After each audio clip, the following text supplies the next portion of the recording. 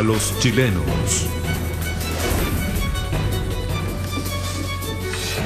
De vuelta en Tolerancia Cero, presentamos de inmediato a nuestra siguiente invitada, la socióloga Francisca Florenzano, exdirectora del Senda hasta hace unos días. Francisca, gracias por estar aquí, muy buenas noches. Muy buenas noches, muchas gracias por esta invitación. Quiero invitarte y a ustedes en su casa a ver la siguiente nota.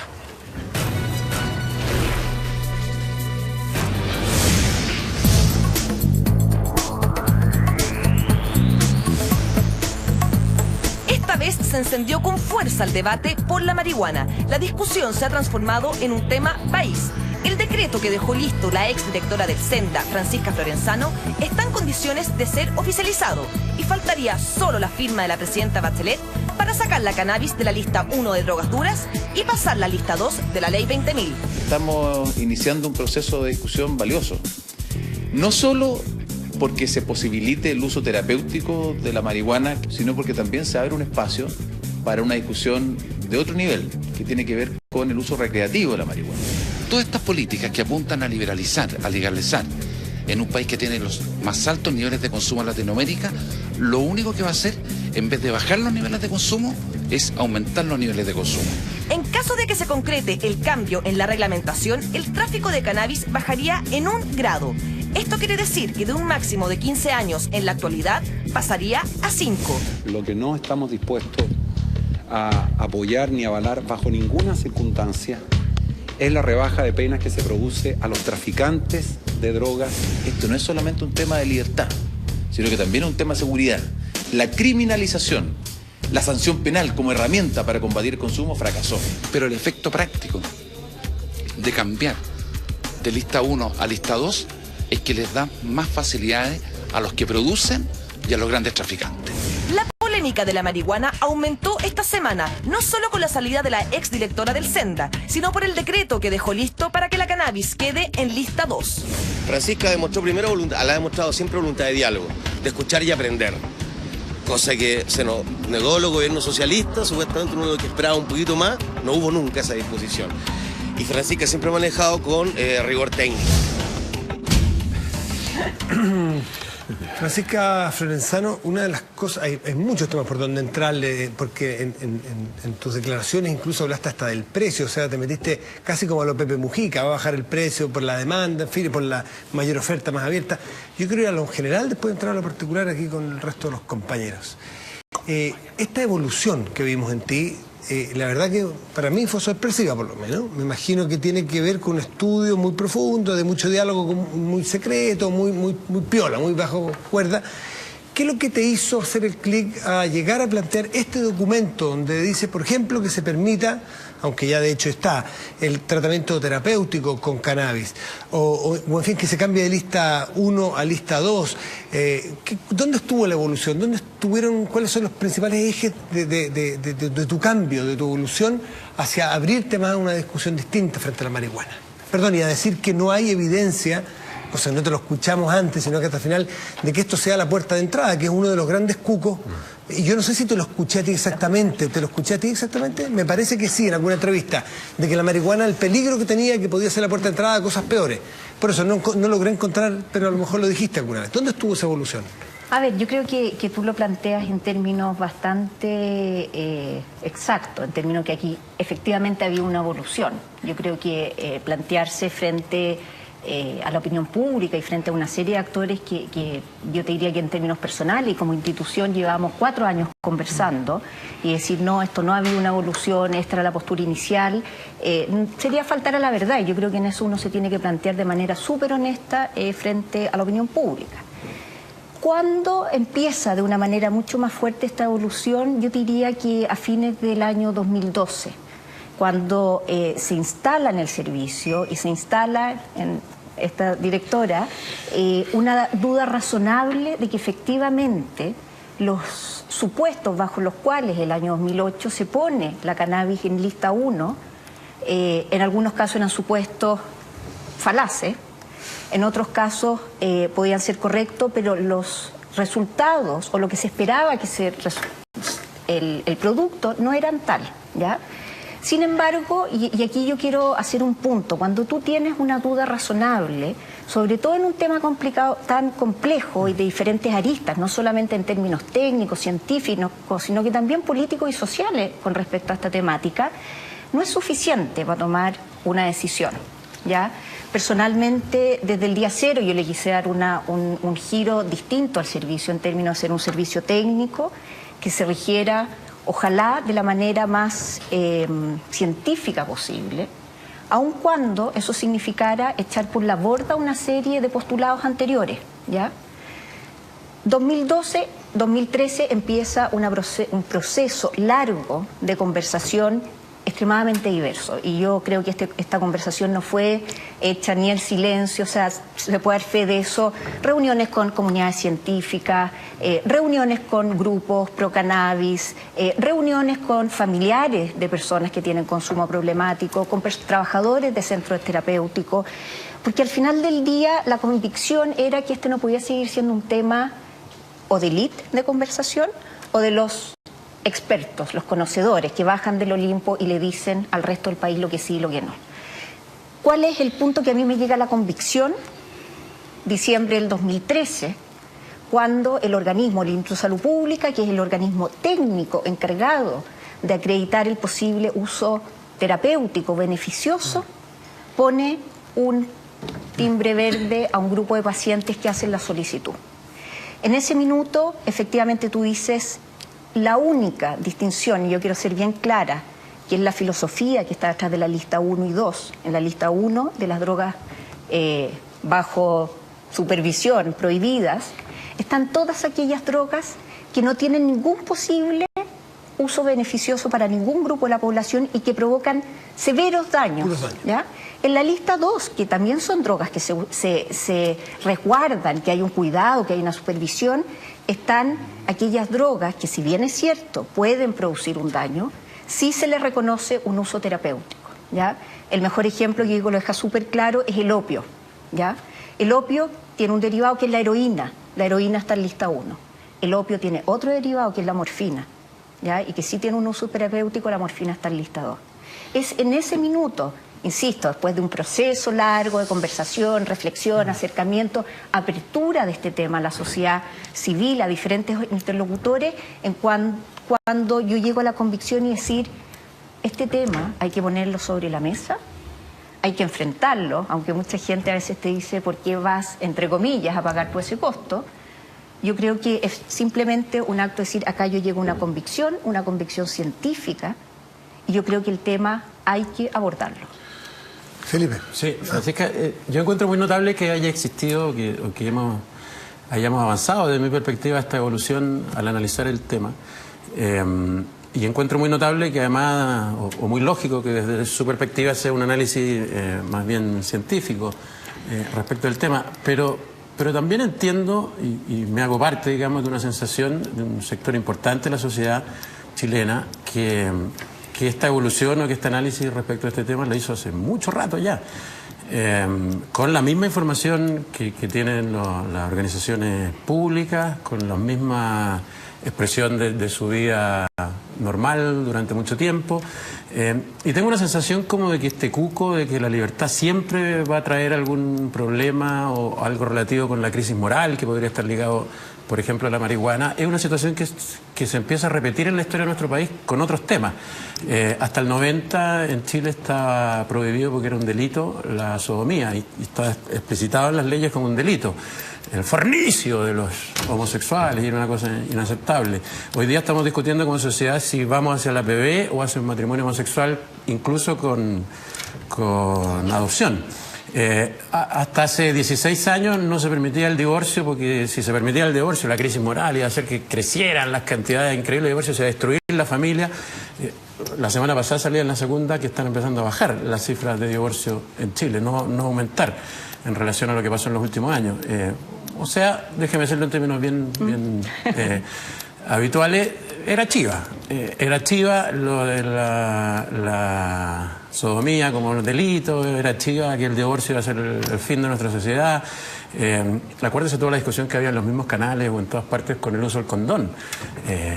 hoy la Iglesia ya está analizando el uso del condón porque efectivamente ha traído evidentes beneficios que todos sabíamos que lo iba a traer para evitar el SIDA, para evitar el embarazo adolescente. Se venden condones en las estaciones de benzina. Entonces, está bien, yo encuentro que es muy notable la evolución, encuentro que es muy rescatable y qué bueno que sea así. Pero también hago el punto pucha, que tuvieron que pasar años para que algo que es tan evidente para mucha gente vuelva a estar sobre la mesa. A ver, yo creo en eso, Felipe, que efectivamente estamos viviendo como país diferentes situaciones desde un tiempo, y no solamente en Chile. Estas son conversaciones que se dan muchas veces a la par a nivel internacional. Y justamente lo que uno trata, y por eso hace poco a mí me hacían una entrevista, ¿cuál era tu opinión personal cuando asumes el cargo? ¿Ya? Y cuando tú asumes un cargo de esta envergadura y estás a cargo, efectivamente, aunque hay muchas otras instituciones que tienen algo que decir y brillan por su ausencia, entonces de cierta manera tú asumes la vocería. ¿Por ejemplo, el Ministerio de Salud? Por ejemplo, el Ministerio de Salud, que históricamente no ha dado ni un ápice por este tema, ¿ya? Pero dicho eso, tú dices, bueno, yo tengo mi opinión personal, que es lo que tú estás diciendo. Todos sabemos, a todos nos da la impresión, tenemos el sentido común, tenemos la experiencia personal, tenemos la experiencia de los amigos y tú te formas una idea, ¿ya? Sin embargo, cuando tú asumes un organismo técnico, que a mí me gustaría decir, Senda se crea el año 2012, ¿ya? Como servicio y con todas las características que hoy en día tiene, tú dices, bueno, ¿cómo avanzamos en esto? De una manera, por un lado, consensuada, abierta, y por eso digo lo importante que ha sido abrir la conversación en diferentes sectores, sin necesariamente, porque a mí me eligen en mi calidad de técnica. Entonces, si yo pongo mi impresión personal, que es lo que tú dices, todos sabíamos, bueno, pero ¿dónde está el dato, la reflexión, la postura? ¿Cómo avanzamos? Porque cuando dices todos sabíamos, pero ya, ¿qué estamos diciendo? ¿Todos sabíamos que hay que legalizar? ¿O todos estamos diciendo que estamos dispuestos como sociedad a darle la oportunidad a las personas que necesitan el uso terapéutico? O sea, hay miles de preguntas, ¿ya? Entonces, a lo que yo voy es que efectivamente el desafío que uno se pone cuando se crea un servicio a las características de Senda es hacer no solamente confluir una conversación y una visión más transversal, sino que seguir poniendo una mirada del rigor técnico y de la evidencia, quizás para fundamentar por primera vez lo que tú dices, todos sabíamos. Pero decirle a la población y a la gente es que todo esto se sabe cuando hay visiones en este tema tan diferentes, y lo veíamos en la nota inicial, donde tienes personas que siguen diciendo que va a quedar la hecatombe, cuando es altamente improbable, no hay ninguna evidencia que sustente esos dichos.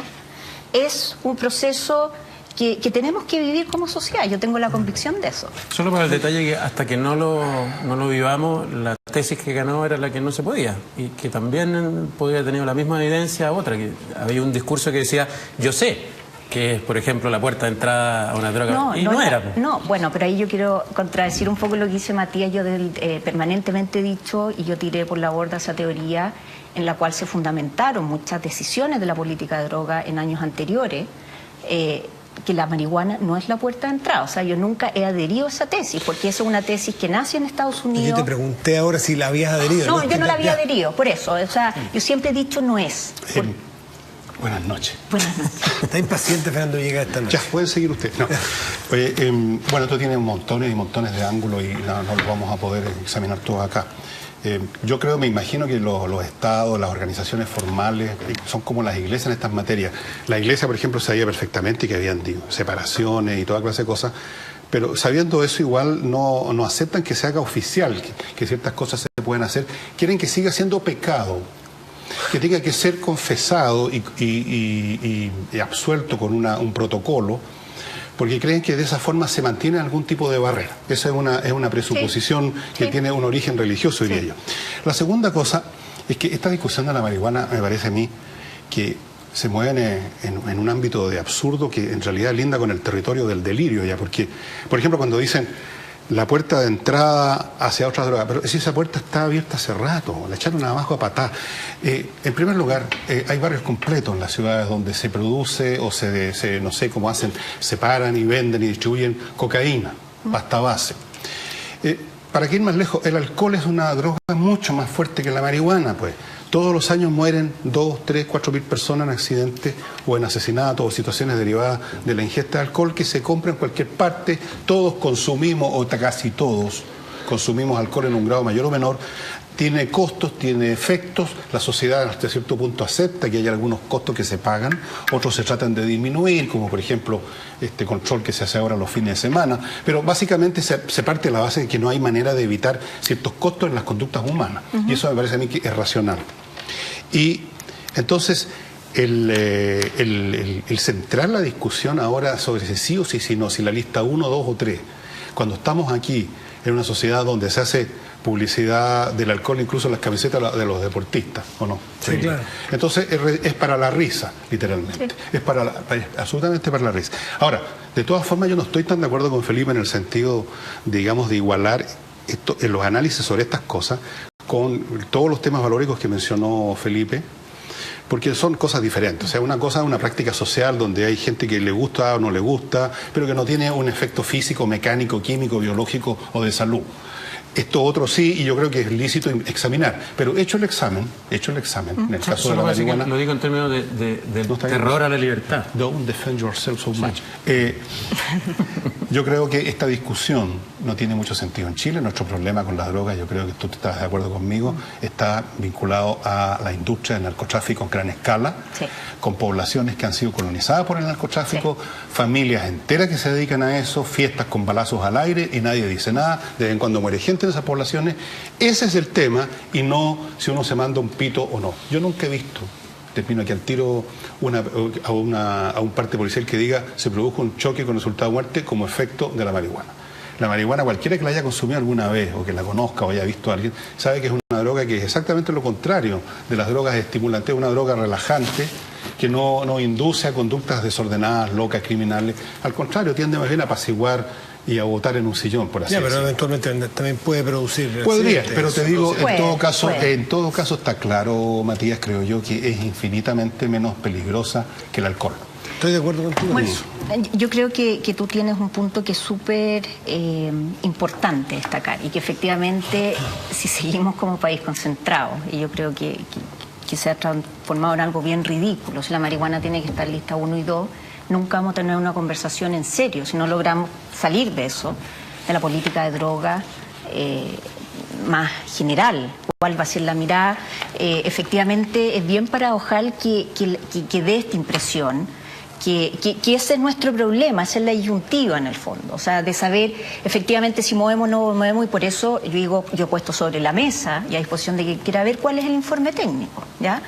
Por 2 razones. 1, porque se llega a la convicción, ¿ya? Y 2, porque yo creo que está haciendo un tapón el tema de la marihuana en lista 1 y 2 para realmente tener la conversación que tenemos que tener como país, ¿ya? Que tiene que ver, por un lado, una visión mucho más amplia política de droga.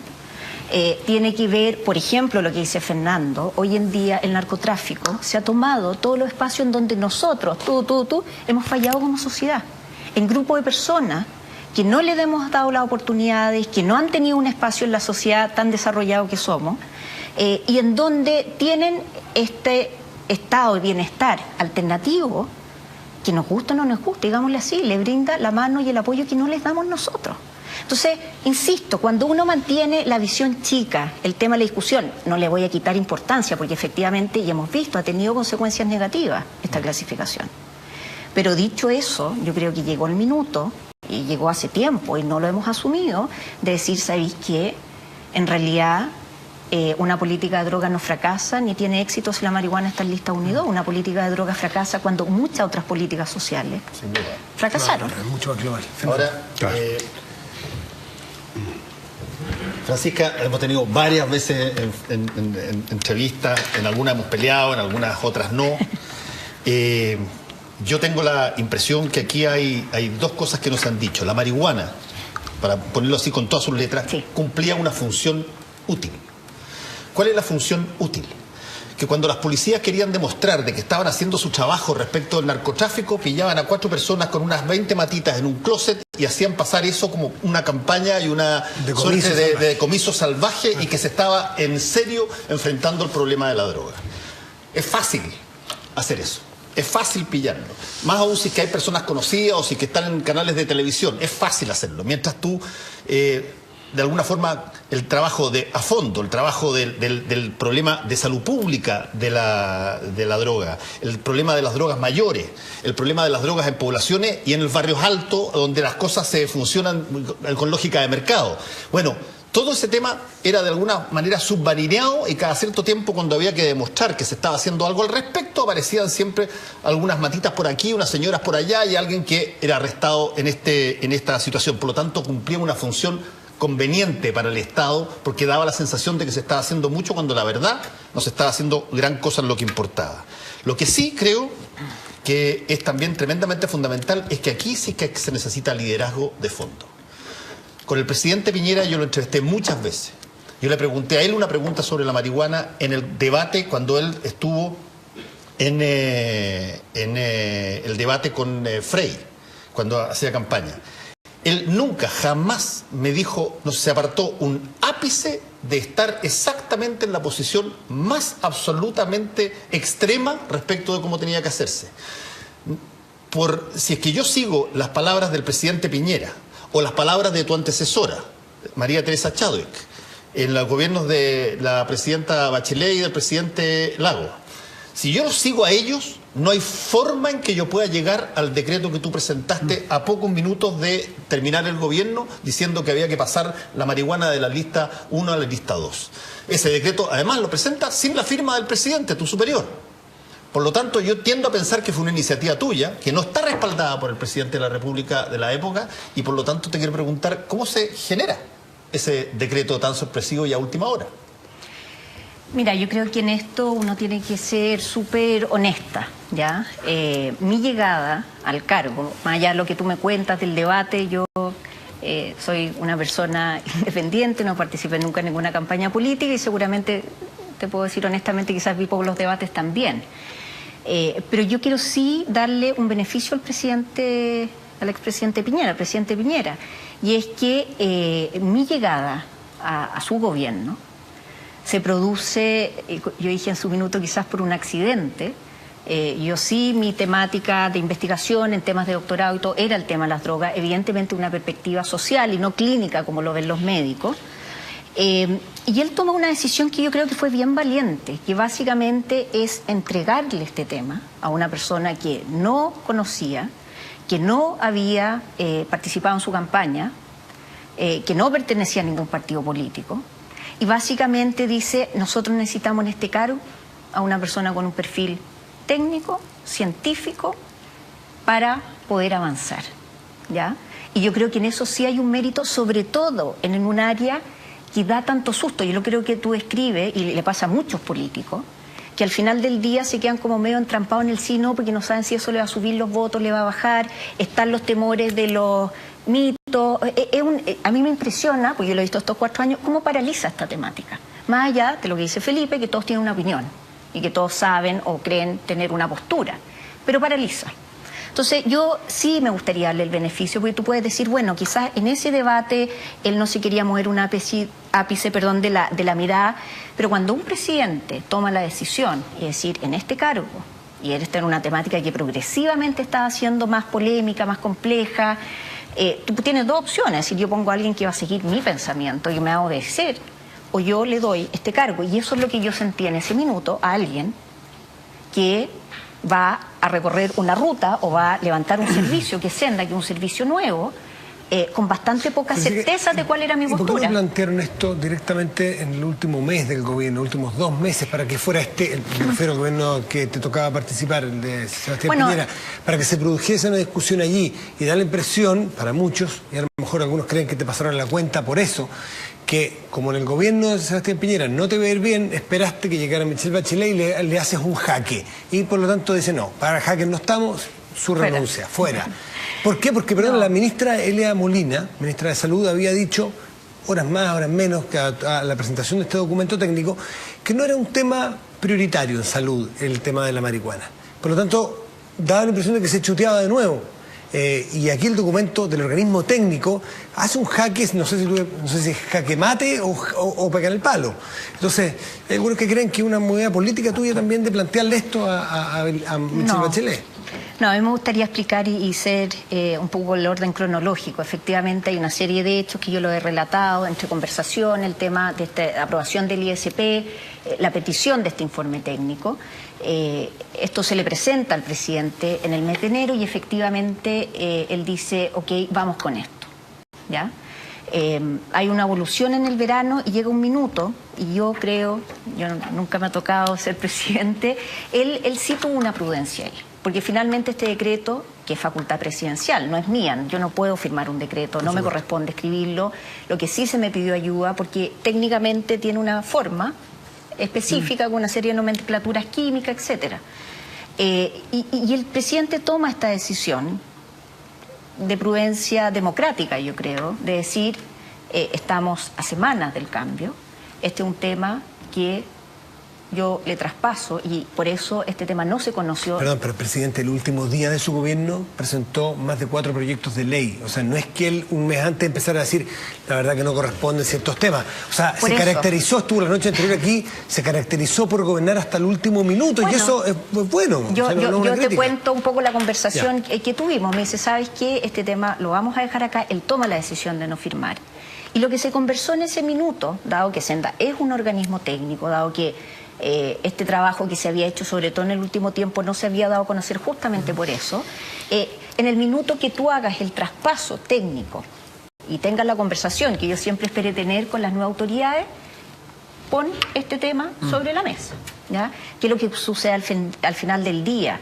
Esta información se va a conocer en redes sociales por parte de estos actores sociales que hayan participado, y toda la semana pasada se torna muy confusa en el fondo. A mí me hubiera gustado que no hubiese sido esa la manera, sino que efectivamente haber tenido el espacio de conversar con las nuevas autoridades y haber puesto este tema sobre la mesa, lo mismo que haberles dado a conocer, y esto lo digo con orgullo, quizás poco objetivo, el tremendo servicio que habíamos logrado levantar en los últimos 2 años. Ahora, Francisca, ese de alguna manera es el tema político de cómo se fueron dando las cosas. Yo quiero devolverle al tema, que para mí es el tema de fondo.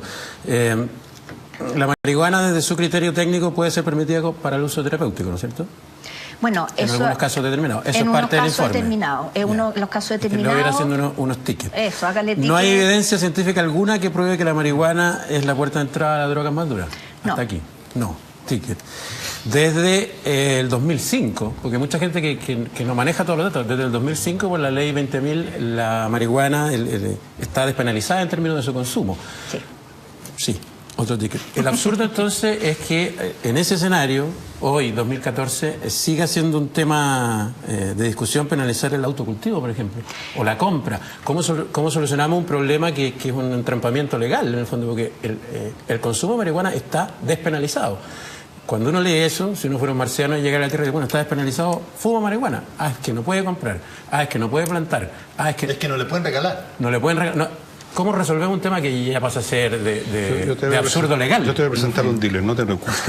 Te va a resolver. Bueno, 2 puntos ahí, Felipe. En primer lugar, esas y otras interrogantes es justamente cuando tú dices, ¿sabes qué? Demos un paso en el tema si es lista 1 o 2, que ni siquiera es parte de la ley, un reglamento, ¿ya? O sea, es un tema menor y que en el último tiempo ha capturado toda la discusión en términos, o sea, no toda, pero gran parte de la discusión como si ese fuera el problema, la gran decisión, efectivamente, ¿qué hacemos con eso?